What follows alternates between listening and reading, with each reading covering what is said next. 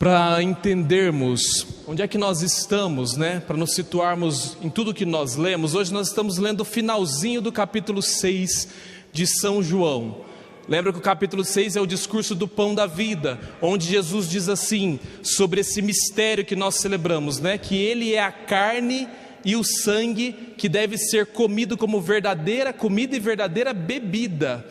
E quando ele faz esse discurso, e isso nós já falamos na outra missa, mas a partir disso começa uma coisa assim entre os discípulos de Jesus, que, menino, mas esse ensinamento aí é muito difícil de entender, de seguir isso aí, muito difícil, nós vamos embora, nós vamos seguir isso aí não. E é interessante que alguns discípulos vão embora, e quando você é deixado, quando as pessoas te deixam, hoje há uma cultura na modernidade, principalmente entre os jovens, a cultura do cancelamento. Se não gostam de você, cancela você. A juventude sofre muito com isso, deixa de seguir a pessoa no Instagram, no Facebook, a pessoa é cancelada. Quando você é cancelado na sua vida, o que você faz? Eu vou dizer para você o que nós fazemos, talvez vocês mais maduros não façam tanto, mas os jovens fazem. Começa a inventar um personagem e viver uma vida que agradem a vida dos outros, das outras pessoas, porque há uma pressão, as pessoas fazem isso normalmente conosco, faz uma pressão para que nós deixemos a nossa verdade e vivamos uma outra coisa. Existe mesmo isso entre nós. E aqui há um grande problema quando nós entramos nisso e começamos mesmo. Olha, uma pessoa quando ela começa a construir um personagem para que ela seja agradável à vista das outras pessoas, ela se cansa fácil, porque manter um personagem não é fácil, é muito difícil. Aí começa, eu estou triste, mas não sei porque que eu estou triste, a vida está sem graça, eu não sei o que está acontecendo. E no fundo é por causa desses personagens que nós vamos criando. Jesus, ele é tão coerente, que é interessante, porque você imagina um líder como Jesus, as pessoas começam a ir embora, deixar ele. Você pensa que ele vai ficar triste? Ele vira para eles e diz assim, e vocês que ficaram aqui, quer ir também? Pode ir embora, faz falta nenhuma. E nós precisamos começar a entender isso. E só quando nós entendemos isso, amadurecemos, que não é Deus que precisa de nós, mas é nós que precisamos de Deus, para não cair na armadilha moderna que tem por aí, de que nós Deus tem que fazer aquilo que está agradável e bom ao meu coração e à minha vida. Se Ele não fizer isso aqui, então Ele não é Deus, porque Deus é Deus, e nós somos criaturas, e precisamos nos colocar no lugar de criaturas. Mas Jesus ensina com esse evangelho uma coerência interna que às vezes é difícil, porque você imagina para Jesus como foi difícil. Quando a pessoa é cancelada, outro dia uma menina veio para mim, padre, eu fui cancelada, depois que eu fui entender o que significava esse negócio de cancelamento, eu fui cancelada, e ela muito triste porque tinha sido cancelada, e eu falei, minha filha, mas o que é isso? Cancelaram o que na sua vida? Ai, padre, estão deixando de me seguir. E ela veio muito triste com isso mesmo, e isso é verdade mesmo. Quando alguém se afasta de nós por causa de algo que nós acreditamos, por causa de uma verdade que nós carregamos, isso não é uma coisa fácil de encarar, é triste. Mas Jesus está ensinando que acima disso está a verdade, e que eu preciso andar na verdade, independente. E que eu não posso entrar, porque quando eu encarno um personagem, eu vou entrando na mentira. E esse é o grande problema. E não importa. Importa é caminhar e estar na verdade. Olha, aqui na segunda leitura de hoje, um tema muito dificultoso para nós hoje em dia. Aliás, a mulherada, se pudesse, eu acho que rasgava essa parte da Sagrada. Essa carta aos Efésios é um problema para as mulheres, porque a hora que São Paulo começa a dizer que as mulheres precisam ser submissas aos seus maridos, fala bem se não dá vontade de rasgar essa página. E os maridos já ficam, lê a leitura assim, parece que está lendo, já estufa o peito e ainda cutuca a mulher do lado. Escutando lá o que está falando, lá ó, está na Bíblia, submissa.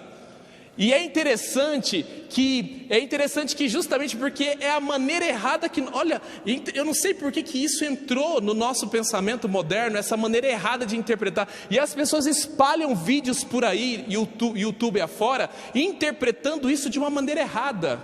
Olha, a cultura do mundo sempre foi assim, existiu o pater família. O que é o pater família? É o homem da casa, e isso não é cultura cristã, viu? Isso é cultura pagã, isso é antes de Jesus. Existiu o pater família, e o pater família era quem? Era o dono da propriedade. Então a mulher era dele, os filhos eram dele, inclusive se ele quisesse vender os filhos das mulheres, eles vendiam. Isso era a cultura.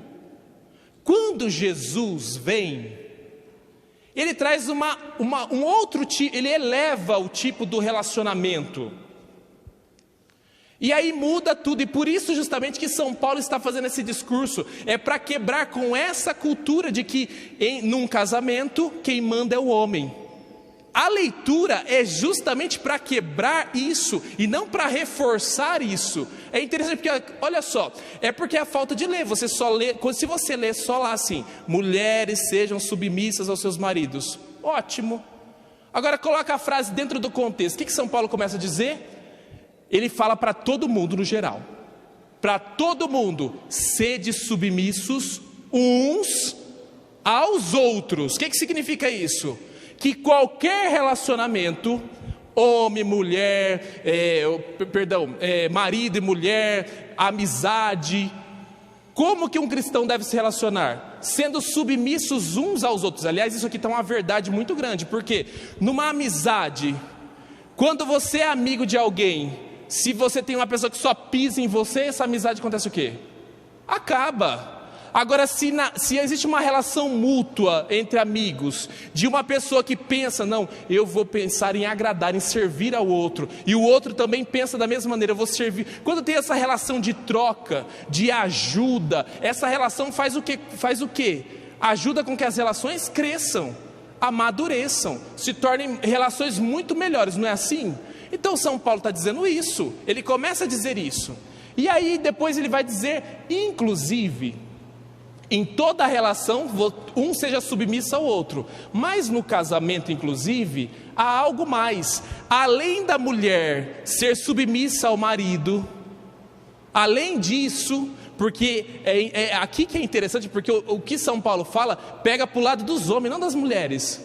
E é interessante como se transformou isso para o lado das mulheres, porque São Paulo está dizendo assim, olha, além de ser submisso, que é natural numa relação, vocês estão entendendo o que ele está falando, em toda a relação ser submisso, além da mulher ser submissa ao marido, o homem, aí ele continua, o marido, seja fiel à sua esposa, assim como Cristo foi fiel à igreja.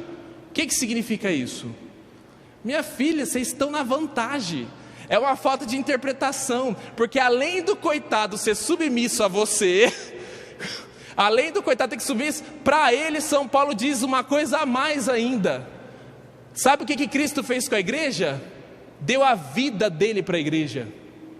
Está dizendo assim, olha, que marido, além de tudo, além de ser submisso na relação, você ainda vai dar a sua vida por ela. Então qualquer coisa que acontecer com você, mulher, seu marido tem que tomar a frente. Se você for levar um tiro, ele tem que entrar na frente e tomar o tiro na sua frente. É isso que São Paulo está falando. Que o dia que você estiver lá de resguardo, porque estava grávida, enfim, está de resguardo, ele tem que assumir tudo, o caso, os filhos, a louça da pia, ele tem que dar a vida, ele tem que fazer isso daí. É isso que São Paulo está dizendo. Aí me vem, porque o cristianismo quebrou essa interpretação do pater família, consegue entender? E aí hoje pegam esse mesmo texto e jogam contra nós, porque interpretam de uma maneira muito errada, porque não lê o texto dentro do seu contexto, e nem realmente lê o texto todo no que ele está dizendo, porque numa relação cristã, E isso já vem desde a primeira página da Bíblia, desde Adão e Eva. A mulher foi tirada de onde do homem? Da costela de Adão. Por que da costela? Porque se tira do pé, ele vai achar que tinha que pisar nela. Se tira da cabeça, ele vai achar que tem que mandar nela. Deus tira do lado, que é para dizer assim, é um do lado do outro. É assim que constrói uma relação. Uma relação disso. E é cristianismo. O cristianismo defende isso. É isso mesmo que nós estamos falando. Viu como é que eu reverti a situação para o lado de 6 mulheres hoje?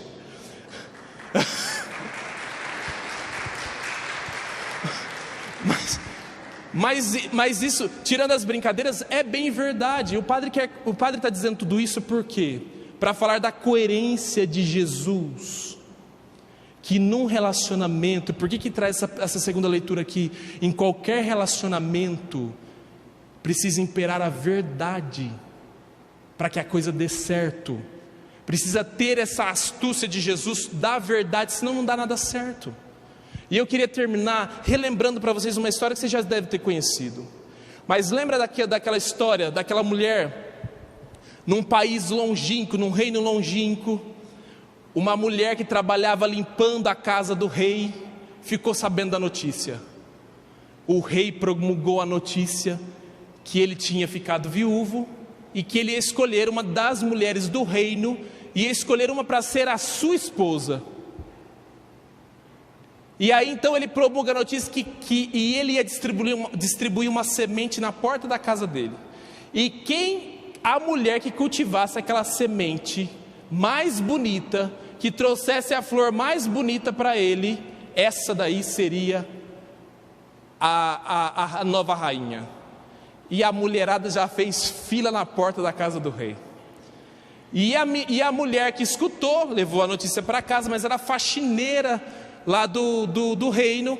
A menina, a filha da faxineira, pega a notícia e traz a notícia e fala assim para a mãe: mãe, eu vou me candidatar. E a mãe dela: toma vergonha nessa cara, menina, você não está vendo que você é a filha da faxineira? Você acha que o rei vai querer casar com você? Toma. Não, mas diz que pode toda mulher, então eu vou. E foi na fila. Chegou lá, catou a semente dela e levou a semente para casa e ficou todos os dias lá. E joga água no primeiro dia, e coloca esterco no segundo, e cultiva não sei o quê, e aquela coisa, 1 dia, 2 dias, 1 semana. A semente nada de brotar.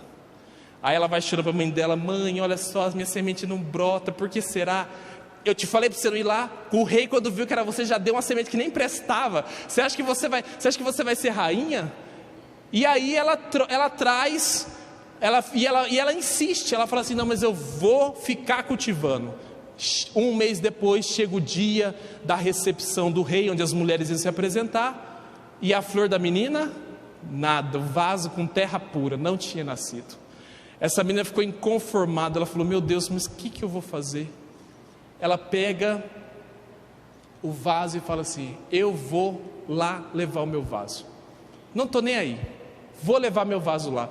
Quando ela chega, ela já leva um susto, porque aquilo era um desfile de flor, uma mais bonita que orquídea, hortênsia, tudo quanto é flor que você imaginar, aquelas mulheres bem arrumadas, e ela toda mal vestida, com o vaso sem flor nenhuma. Chega lá na porta do rei, ela quis correr, fechar os portões, ela não tinha mais o que fazer. Aí ela falou assim: meu Deus, e agora o que eu vim fazer aqui, gente, que esse vaso sem flor? E aí começou o desfile na frente do rei, passando as flores na frente do rei, e passa, e o rei olha: bonita, não quero, passa, uma flor mais bonita do que a outra, e nada, estava chegando no fim. Ela falou assim: agora eu vou ter que ir, o que eu vou fazer? Se eu não for, como é que vai? Já estou aqui dentro mesmo. E ela veio com o vasinho dela, sem nada. Quando ela chegou na frente do rei, o rei mandou: para. E ela falou: pronto, agora estou morta, vão me mandar matar. Essa daí vai ser a rainha. E na multidão ficou assustada com aquilo e falou assim: mas como assim ela não tem flor nenhuma? Ela não tem flor nenhuma, mas ela tem a verdade, porque eu dei uma semente para todo mundo que não brotava, e vocês trouxeram uma outra flor aí, brotaram uma outra semente. Eu preciso de uma rainha verdadeira, então essa vai ser a rainha. Essa historinha que eu acho que vocês já até escutaram na vida de vocês, é para nos incentivar. Às vezes viver a verdade é duro, falar uma verdade para o outro é difícil, mas a verdade de Jesus Cristo é a única coisa que liberta, é a única coisa que amadurece, a única coisa que faz sentido na vida, porque a mentira cansa, a mentira mata, a mentira. Então, que nós tenhamos a coragem de viver como Jesus, na verdade. Que Deus te ajude a viver a verdade. No instante de silêncio, peçamos a graça de ser pessoas verdadeiras, cheias de verdade dentro do nosso coração. Se às vezes nós precisamos criar personagens para as pessoas gostarem de nós, peçamos a graça de Deus para que esses personagens cessem na nossa vida. Nós temos a coragem de viver a verdade em todos os momentos.